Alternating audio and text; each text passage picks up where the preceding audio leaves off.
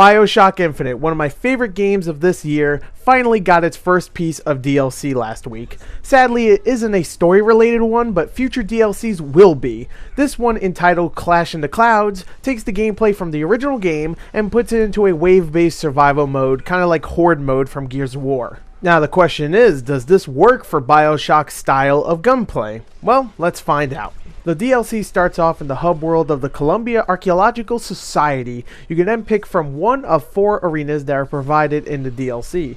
You still get to play as Booker DeWitt, and Elizabeth still follows you around to help you from time to time, even though she doesn't help you as much as she does in the full game. You only get a few vigors and no money or weapon or character upgrades. Weapons are available before you start a new wave, and luckily all of them are unlocked, so you can use your favorite straight from the beginning, but you'll have to start to earn those weapon upgrades later in the game. Each arena has 15 waves, which get progressively tougher with more enemy types like soldiers, heavy hitters, and of course the dreaded handymen, which sometimes throws 2 of them at once, which can be quite tough. Now, acquiring money is key in the DLC because you can start to buy more vigors and of course weapon and vigor upgrades with them, which will be needed for later waves, which are freaking tough. They're tough, man. I keep getting killed. Now, how do you get money? Well, you get money, of course, by killing enemies. Now, not just killing enemies. You get money by killing them, but you get way more money by killing them in special ways, like, of course, using your vigor combos, or throwing them off the edge of a map, or even getting an enemy to kill his friend.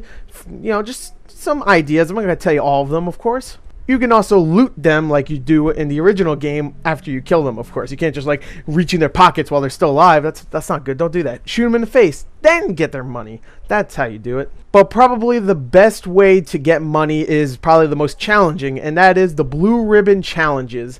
These start somewhat easy, like kill an enemy with only a pistol. You could do that in the beginning, it's pretty easy, but then later on it gets way more challenging, like kill all enemies with only vigor traps, and you have like 2 handymen and a bunch of freaking heavy hitters and stuff. It's just tough. It gets way difficult, so you're not going to be able to get all of them at once if you want to complete this. You have to go back and try to do it again and again to get all of the blue ribbon challenges. But of course, the tougher the challenges are, the more the payout will be. So if you complete the tougher ones, you'll start to get handsomely rewarded, and you can go and of course buy those upgrades that you really want. And at the end of the round, you kill your last enemy, you have a bag full of murder cash, that's what I call it. You are allowed to switch out your weapons for different ones and buy your upgrades for your weapons or your vigors, or even buy new vigors, because in between each wave, you're allowed to go and of course do all that stuff, which is really cool. I personally loved the gameplay of Bioshock Infinite. I thought it was extremely entertaining, very visceral, very satisfying when you shot an enemy,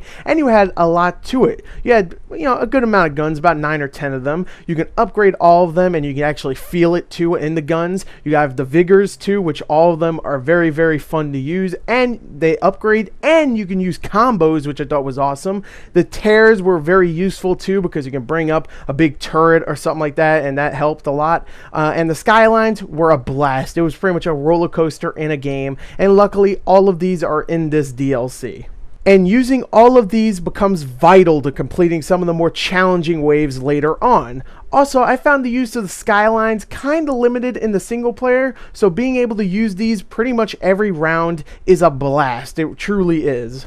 And to top it off, you have a ton of new unlockable stuff. You have pretty much a museum, a Bioshock museum here, where you can go and look at some of the behind the scenes stuff, where you can actually have to buy it. You can see some concept art, some 3D models, and some new voxophones, and a little teaser for the next DLC if you complete all 4 arenas, which I thought was really cool. So you get a lot of stuff here for $5. You get a lot of fun. If you love the gameplay of Bioshock Infinite like I did, then you're going to have a blast with this. There's no real story here. You get some new voxophones, but that's about it. But it's still an entertaining time. I truly did love this DLC. I love the gameplay, so I had a ton of fun. I played it for about 10 hours. Come on. That's good. That's a good investment. $5 for 10 hours. If you love it like I do, you're gonna have a blast. So there you go. There is my review. I thought Bioshock Infinite Clash in the Clouds was definitely worth the wait. Thank you and goodbye.